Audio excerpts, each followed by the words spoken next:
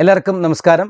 8ാം ക്ലാസ്സിലെ annual exam എഴുതാൻ പോകുന്ന മക്കൾക്ക് 2 അല്ലെങ്കിൽ 3 മാർക്കിന് ഉറപ്പായിട്ടും ചോദിക്കാൻ സാധ്യതയുള്ള ഒരു ചോദ്യമാണ് ക്രിയാപദാനി ഉപയോഗിച്ച വാക്യം ലിഖതി എന്നുള്ളത്. ക്രിയാപദം ഉപയോഗിച്ചുകൊണ്ട് വാക്യം എഴുതുവാനുള്ളത്. ഇതിൽ ഒരു 10 ക്രിയാപദങ്ങൾ ഞാൻ കൊടുത്തിട്ടുണ്ട്. എൻ്റെ ഒരു അഭിപ്രായം വെച്ചിട്ട് നോക്കുകയാണെങ്കിൽ ഈ 10 എണ്ണത്തിൽ നിന്നും ഏതെങ്കിലും 2ഓ 3ഓ ചോദിക്കാൻ സാധ്യത ഞാൻ കാണുന്നുണ്ട്.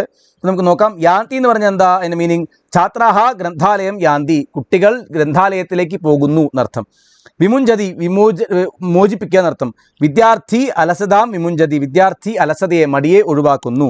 കുരുതേ എന്ന് പറഞ്ഞാൽ ചെയ്യുന്നു. പിതാ അന്നം പാകം കുരുതേ, അച്ഛൻ അന്നം പാകം ചെയ്യുന്നു. ഭവതി എന്ന് പറഞ്ഞാൽ അങ്ങനെ ഭവിക്കുന്നു. ഇതം ലേഖനി ഭവതി, ഇത് ലേഖനി ആണ്.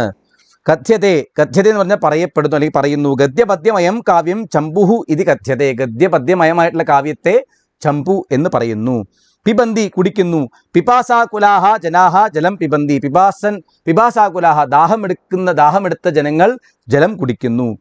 സമുദ്ഗിരന്തി പറയുന്നു, നല്ല രീതിയിൽ പറയുക. സജ്ജനാഹ സദ്വചനാനി സമുദ്ഗിരന്തി, സജ്ജനങ്ങൾ എന്താണ്? നല്ല വാക്യങ്ങൾ പറയുന്നു. ഒന്ന് വിട്ടുപോയി. വമന്തി എന്ന് പറഞ്ഞാൽ വമിക്കുക. ദീപാഹ കജ്ജലം വമന്തി, പുറത്തേക്ക് വരാൻ അർത്ഥം. ദീപങ്ങൾ കജ്ജലത്തെ വമിക്കുന്നു, പുറത്തേക്ക് വമിക്കുന്നു എന്നർത്ഥം. ഗമിഷ്യതി എന്ന് പറഞ്ഞാൽ എന്താ? പോകുന്നു. അത് ഭവിഷ്യത് കാലത്തിലാണ് പറഞ്ഞിരിക്കുന്നത്.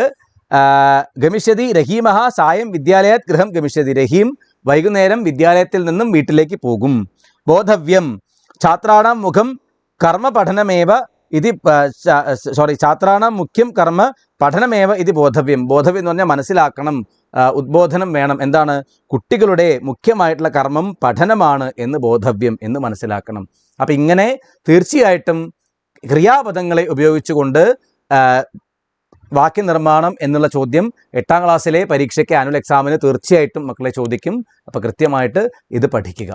അടുത്തൊരു വീഡിയോയിൽ നമുക്ക് വീണ്ടും കാണാം. നമസ്തേ.